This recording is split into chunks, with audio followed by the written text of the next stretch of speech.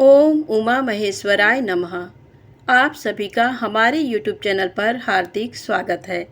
ज्येष्ठ मास महात्म्य में आज सुने आगे की कथा। आज की कथा है काशीपुरी की श्रेष्ठता। हरिकेश यक्ष को शिव आराधना के द्वारा दंड पाणी पद की प्राप्ति और दंड पाण्यष्टक स्तोत्र।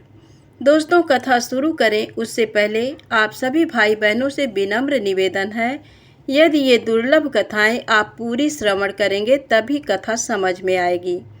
एक बार प्रेम से बोलिए शंकर भगवान की जय, स्कंद भगवान की जय, काशी नगरी की जय। आइए कथा को शुरू करते हैं। स्कंद जी कहते हैं, काशी में भिक्षुकों को आंवले के फल के बराबर भी दी हुई भिक्षा सुमेरु पर्वत के समान भारी पुण्य देने वाली होती है।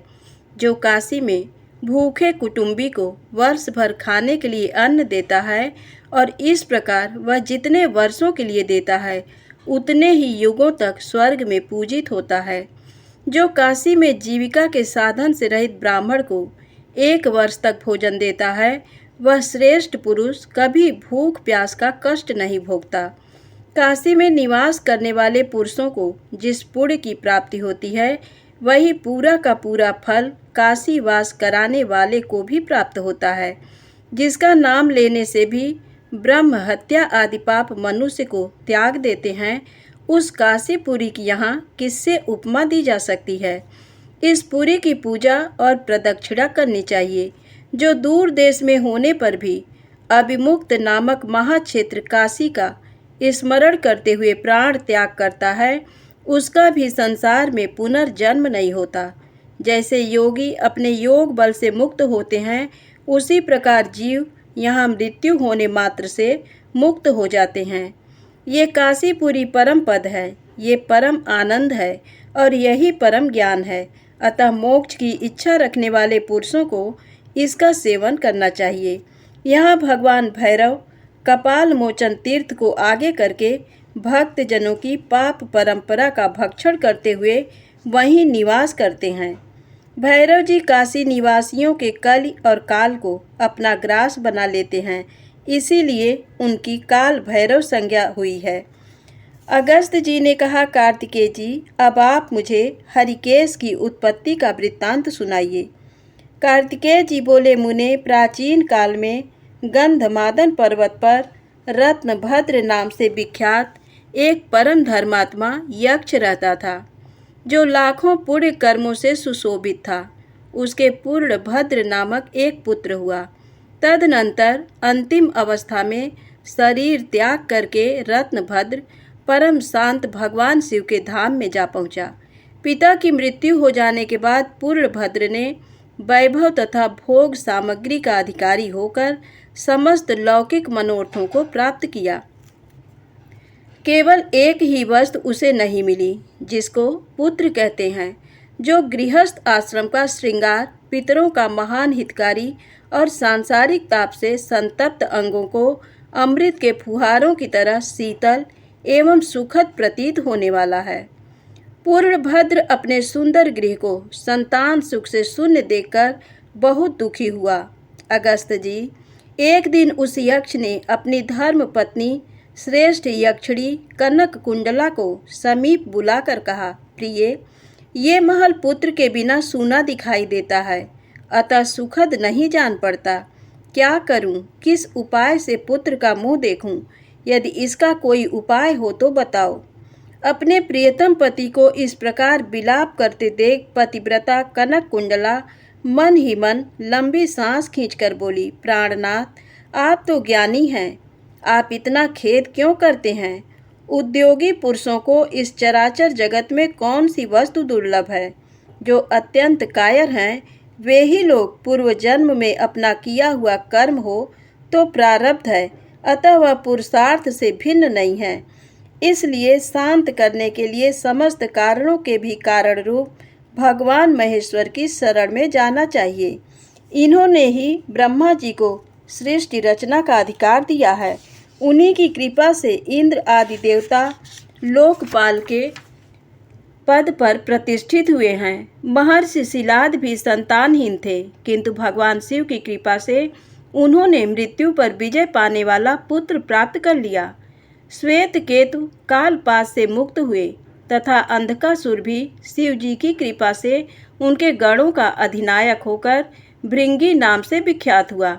जिस वस्तु को हम मन से सोच भी नहीं सकते, जिसका वाणी के द्वारा वर्णन भी नहीं हो सकता, उस मोक्ष पद को भी सेवा से प्रत्यक्ष किए हुए भगवान शिव क्षण भर में दे सकते हैं।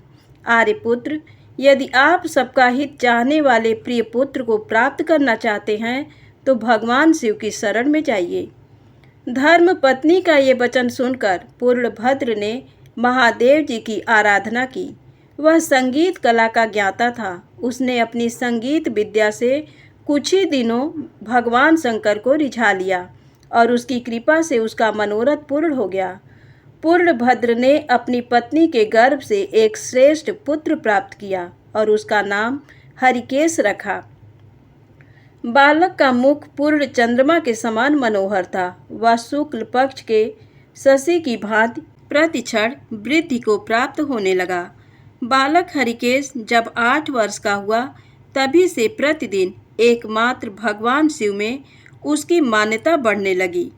वह धूल से खेलने में संलग्न होकर भी धूल की ही शिव मूर्ति बनाता और कोमल घास से कौतूहल पूर्वक उनकी पूजा करता था। हरिकेश अपने सभी मित्रों को भगवान शिव के नाम से ही पुकारता था।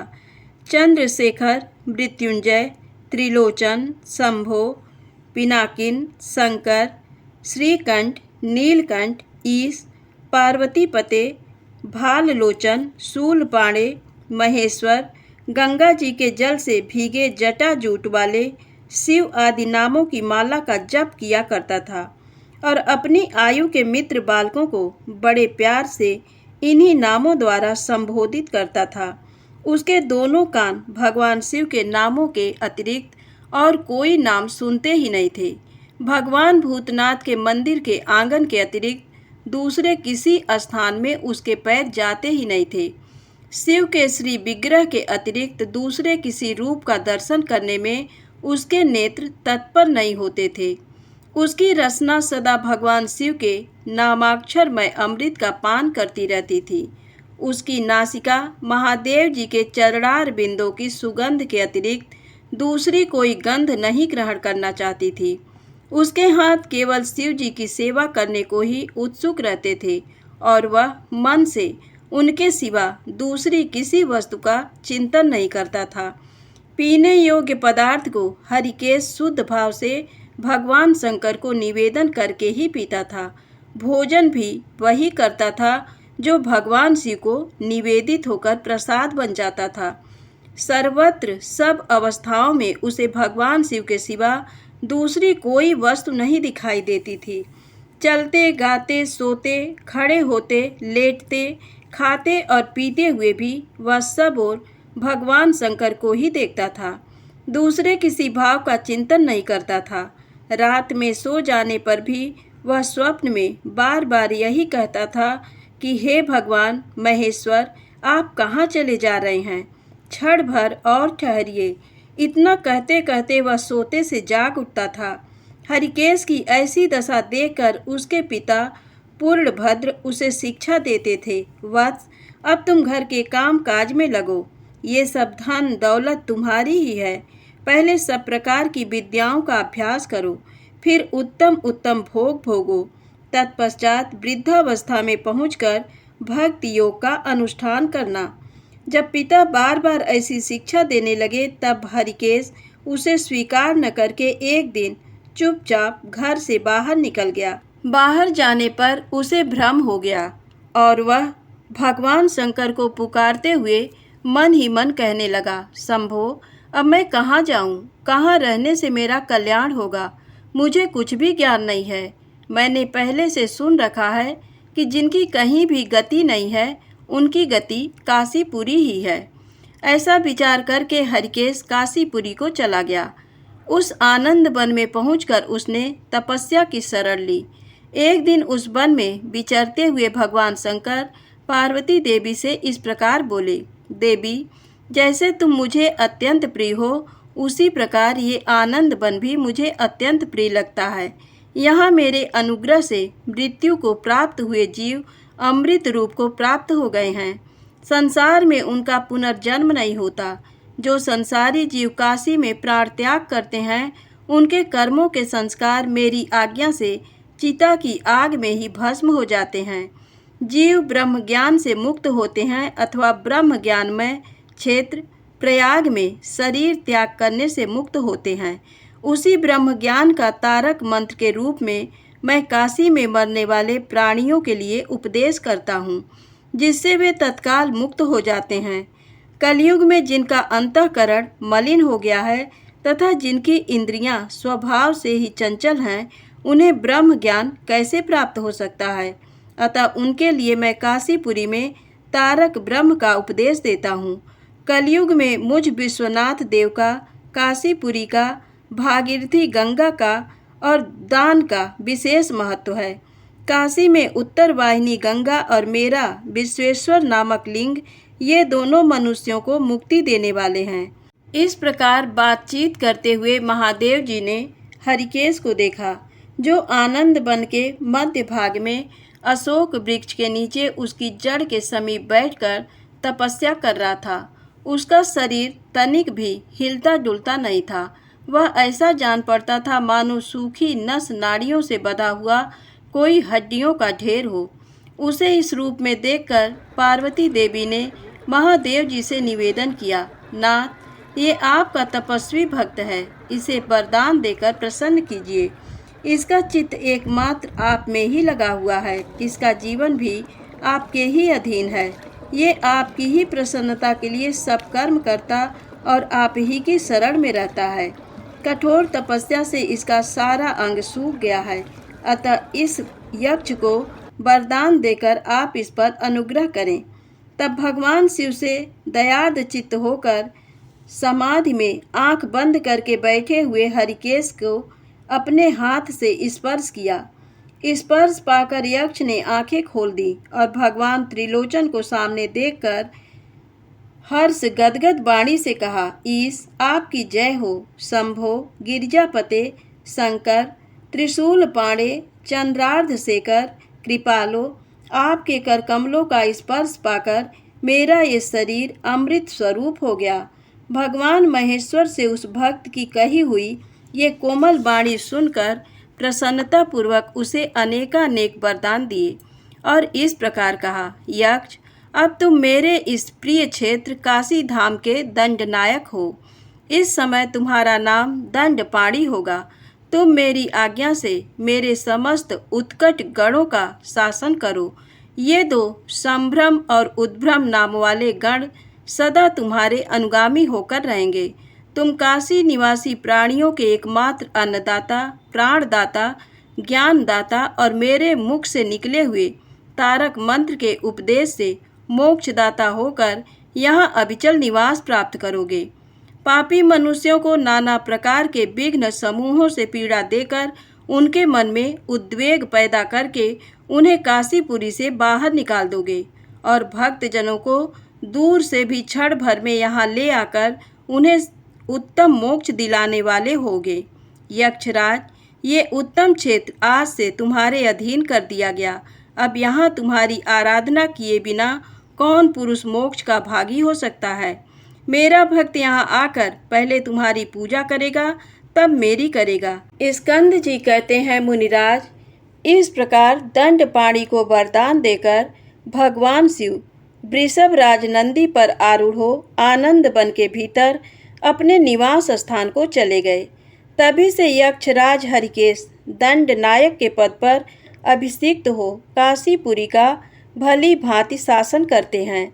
मैं भी उनके प्रति दोष दृष्टि रखने के कारण ही यहाँ काशी से बाहर रहने को विवश हुआ हूँ, क्योंकि मैंने काशी में रहकर भी कभी उनका आदर नहीं किया।